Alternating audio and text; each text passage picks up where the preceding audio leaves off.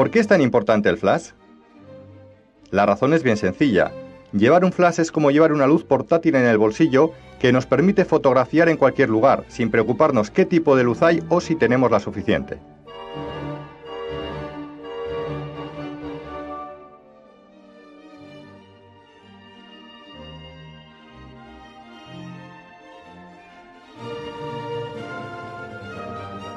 Además es una luz blanca que está equilibrada a 5500 grados Kelvin de temperatura de color. La misma a la que está graduada en nuestra película fotográfica, por lo que es la luz ideal para reproducir los tonos y colores de cualquier objeto, sin necesidad de colocar filtros. Sin embargo, como todo, tiene sus limitaciones. Al ser un tipo de luz puntual, no es capaz de iluminar escenas lejanas como paisajes o grandes recintos, por lo que debe ser entendido como un arma rápida y eficaz para iluminar objetos a distancias relativamente cercanas. Con un flash hay que tener siempre muy presente a la distancia que nos situamos de los objetos a fotografiar si queremos buenos resultados.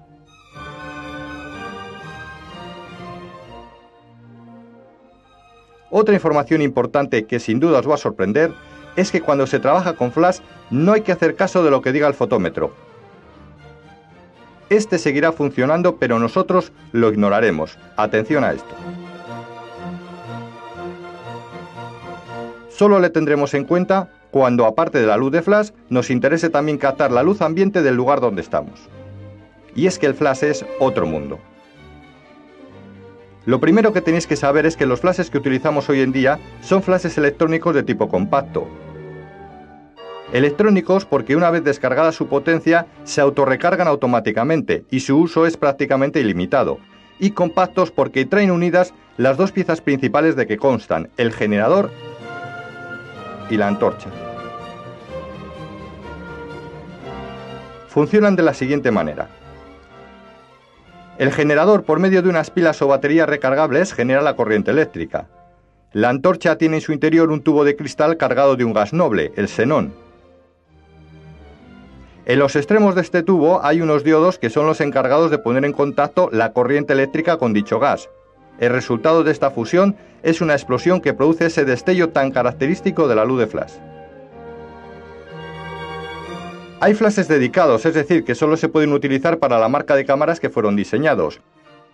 Otros, en cambio, aunque dedicados, permiten el cambio de zapata y de esta forma se pueden acoplar a diferentes marcas de cámaras. Por último, los flashes multidedicados nos permiten incorporarlos prácticamente a cualquier cámara. Las cámaras digitales utilizan flashes que, aunque funcionan exactamente igual que los diseñados para las cámaras analógicas, están dedicados expresamente para ellas. El flash se instala en la cámara por medio de la zapata de conexión. Esta tiene una pequeña muesca en su base que, cuando se acopla al contacto central de la cámara, sirve para transferir datos entre cámara y flash, estableciéndose de esta forma una comunicación entre ambos imprescindible para realizar fotografías. Otra información importante que tenéis que conocer es el llamado número guía del flash. Todos los flashes tienen un número guía. El número guía determina la potencia de vuestro flash. Contra mayor es el número guía, mayor será su potencia y, por lo tanto, a mayor distancia podrá iluminar. El número guía se relaciona directamente con el asa de la película fotográfica o de vuestra cámara digital. A mayor número asa, mayor alcance tendrá vuestro flash. Por ejemplo, un flash número guía 20, que es un número aceptable, a 100 asa puede llegar a iluminar hasta 9 metros. En cambio, a 400 asa, ese mismo flash alcanzaría hasta los 18 metros.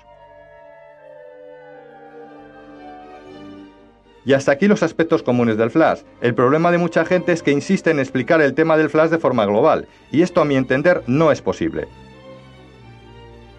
Lo que vamos a hacer aquí es ir conociendo los diferentes tipos de flashes que hay e ir viendo cómo funcionan, pues no todo lo que os enseñemos para uno os va a servir luego para el otro.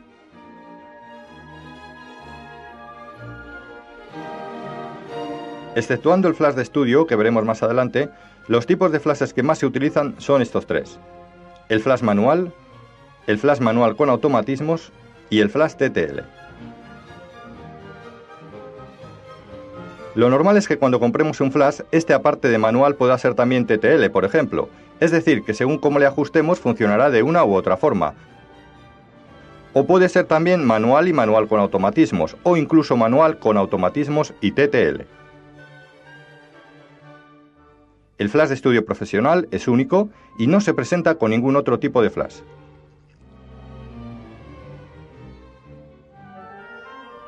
Este tipo de flash es el más rudimentario, pero sin lugar a dudas también el más creativo. Todos los flashes, independientemente si son del tipo TTL o con automatismos, llevan siempre la posibilidad de ser manuales también, aspecto este que dice mucho a favor de este tipo de flash. Vamos a ver cómo funciona. Lo primero de todo, colocaremos la cámara en manual. Con un flash manual se debe trabajar siempre con la cámara también en manual. Os hemos dicho que hay que olvidarse del fotómetro de la cámara cuando se trabaja con flash. Sin embargo, para hacer una fotografía, sea en analógico o en digital, hay que colocar siempre un diafragma y una velocidad determinada para que ésta se exponga correctamente. ¿Pero qué diafragma y qué velocidad poner si ahora no me puedo guiar por el fotómetro de mi cámara? Vamos a verlo. Vayamos primero con la velocidad. El flash es una explosión de luz blanca que dura entre 1 milosavo y un 10 milosavo de segundo, es decir, que es muy rápido, aparece y desaparece. Si queremos que la fotografía quede bien expuesta con luz de flash, tenemos que colocar una velocidad de obturación en nuestra cámara que mantenga el obturador de esta abierto mientras esté emitiendo este destello. Esta velocidad es la llamada velocidad de sincronización cámara flash. Todas las cámaras la tienen, en muchas viene escrita de diferente color para hacérnosla ver más claramente y en otras detallada en las instrucciones de la cámara. Suele oscilar entre 60 y 125. Si tienes alguna duda, pon directamente la más lenta, 60, y no tendrás problemas. Si te cuesta encontrarla en las instrucciones, haz lo siguiente. Pon la cámara en programa, saca el flash retráctil, pulsa el disparador a la mitad y automáticamente te aparecerá. Esa será tu velocidad de sincronización con el flash. Nunca, repito, nunca deberéis colocar una velocidad de obturación más rápida de la de sincronización cuando trabajéis con flash, pues os ocurrirá esto. La cortinilla cerrará antes de que el flash eche todo su destello y este será el resultado. Podréis colocar velocidades más lentas, pero nunca más rápidas. De todas formas, si colocamos una velocidad excesivamente lenta, correremos el peligro de que la foto salga movida, por lo que tendríamos que utilizar el trípode. De momento, lo mejor y lo más efectivo es colocar la velocidad de sincronización siempre que trabajemos con flash. Una vez hallada la velocidad, buscaremos el diafragma. Para ello, haremos lo siguiente. Lo primero de todo, ajustaremos en nuestro flash el asa con la que estamos trabajando. Después observaremos con qué distancia focal hemos decidido hacer la fotografía y ajustaremos la antorcha y el generador de nuestro flash a ese valor. En nuestro flash, el término wide corresponde a los gran angulares entre 24 y 35 milímetros, normal al objetivo de 50 milímetros, Tele1 a las distancias focales entre 70 y 105 milímetros y Tele2 a las de 105 milímetros en adelante.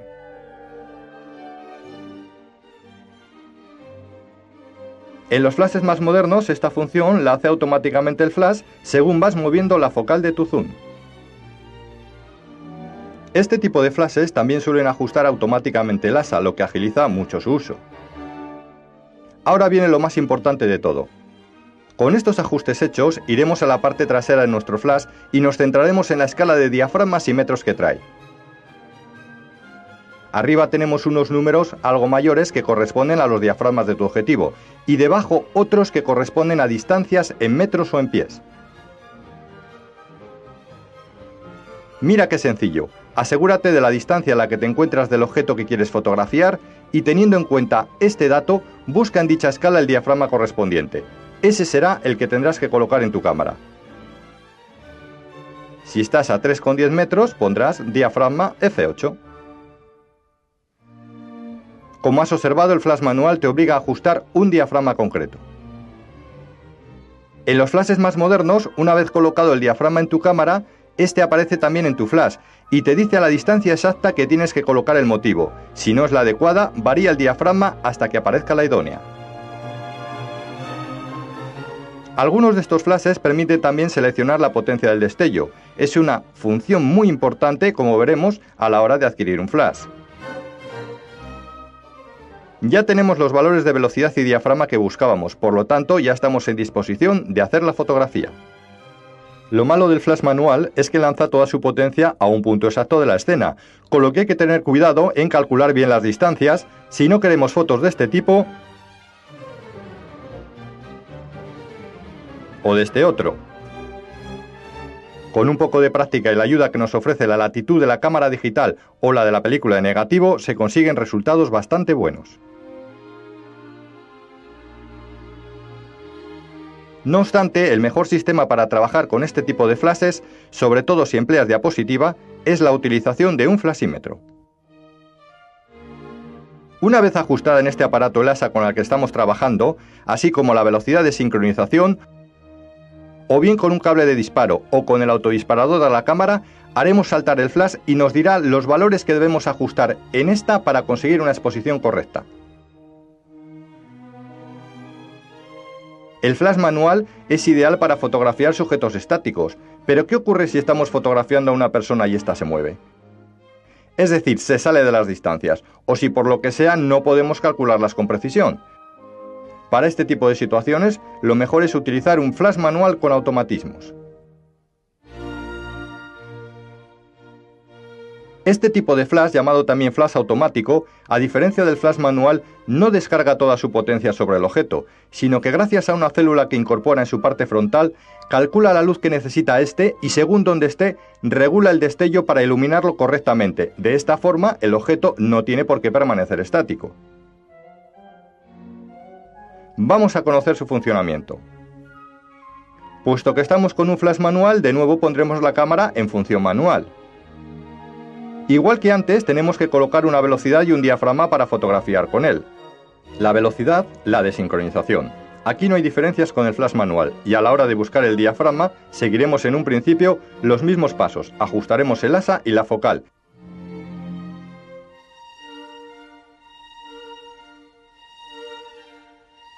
Sin embargo, a la hora de elegir el diafragma, es donde encontramos las novedades. Con el flash manual teníamos que colocar el diafragma en función a la distancia que nos encontrábamos del objeto. Teníamos, por lo tanto, un diafragma para cada distancia. Con el flash manual con automatismos pondremos un diafragma, es decir, un automatismo, y podremos dejar que el motivo se mueva en un intervalo de distancias sin necesidad de cambiar el diafragma. Observemos nuestro flash. En la parte frontal tiene unos cuadraditos de colores. Eso nos está indicando que además de manual es también un flash con automatismos.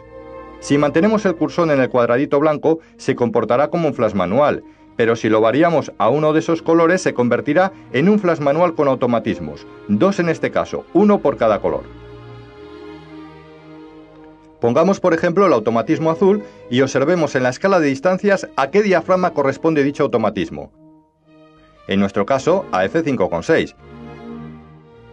Ajustemos dicho diafragma en la cámara y estudiemos el intervalo de distancias que recorre la franja azul. Va desde 1,5 metros hasta 4,5 metros, o en pies desde 5 hasta 15. Esto quiere decir que mientras tenga colocado el diafragma 5,6 en la cámara y el motivo a fotografiar se mueva en ese intervalo de distancias, el flash lo iluminará correctamente. Si colocaríamos el automatismo rojo, actuaríamos de la misma manera. En los flashes modernos, de nuevo una vez colocado el diafragma, te dará el intervalo de distancias que abarca. Varíalo si no es la adecuada. Si solo te da una distancia, esa será la final. La inicial será el 10% de la anterior.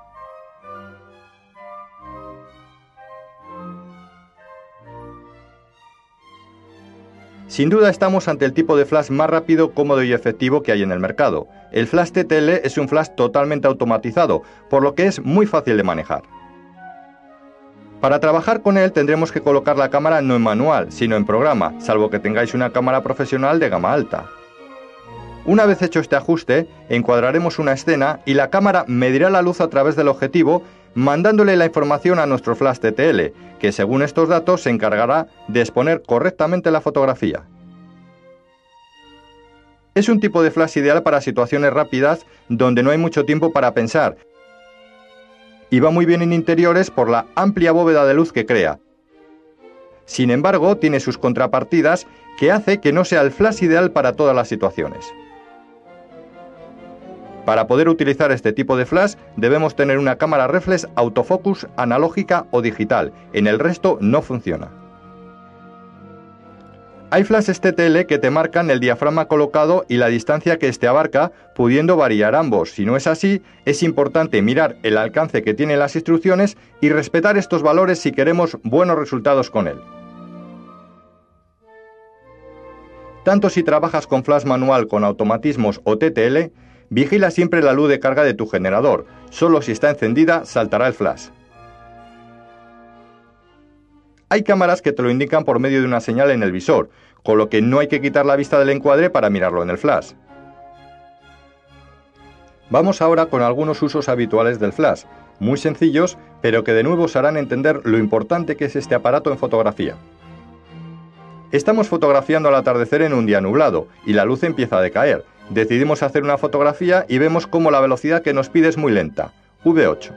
No hemos traído el trípode y las posibilidades de que la foto salga movida son muy grandes.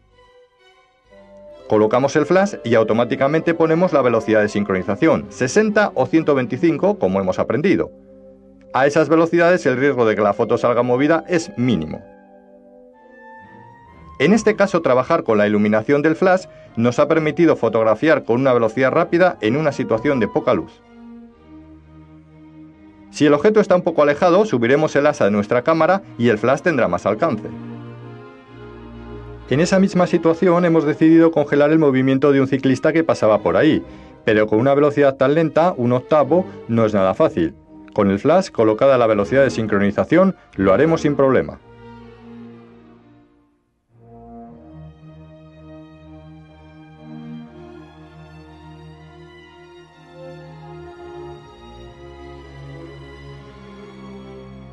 Ahora decidimos hacer un retrato a una amiga con nuestro teleobjetivo y colocamos una focal de 100 milímetros.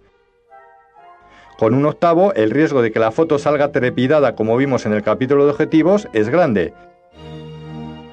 Colocamos el flash y a velocidad 125 el riesgo de que esto ocurra es mínimo.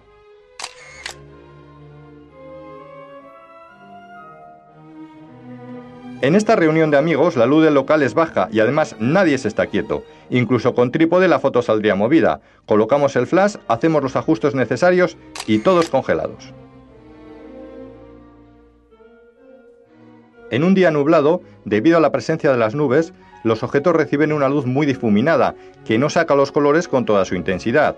Con la luz del flash, mucho más potente y directa, no tenemos este problema. Lo mismo te puede ocurrir en un interior con iluminación suave. La luz en este caso no saca el verdadero color de estas cerezas, sin embargo la luz del flash lo hace con facilidad. En este otro interior, por ejemplo, nuestra sofisticada cámara digital tiene problemas al ajustar el balance de blancos ante esta complicada fluorescente. Obsérvese la dominante azulada por toda la imagen. Hacemos la misma fotografía con flash y esto ya es otra cosa. Los objetos aparecen con sus colores naturales sin desagradables dominantes. El tema de los ojos rojos en las fotografías sorprende a más de un aficionado. La razón por la que ocurre esto se debe a que cuando hay poca luz en la escena, la pupila del ojo se dilata y muestra abiertamente la sangre que pasa por nuestro ojo. Las personas de ojos azules y claros suelen ser más propensas a este curioso fenómeno. Hay cámaras fotográficas que incorporan flashes con la función reductora de ojos rojos, que no es sino un destello de flash precoz anterior al flashazo real, para engañar a la pupila y evitar de esta forma que se dilate. El desplazar el flash del eje de la cámara por medio de una regleta y un cable sincro o por medio de zapatas de conexión cámara-flash no solo nos dará una iluminación más natural, sino que además ayudará a evitar este problema. Otra solución es dar todas las luces del lugar donde realicemos la foto, lámparas, pies halógenos, etc. Si estamos en la calle de noche, acercarse por ejemplo al abrigo de la luz de una farola. Si no tenemos ninguno de estos medios y la iluminación del lugar es muy deficiente, un truco muy utilizado consiste en hacer mirar a la persona durante unos segundos a una fuente de luz como un mechero encendido, por ejemplo, y hacer la foto poco después.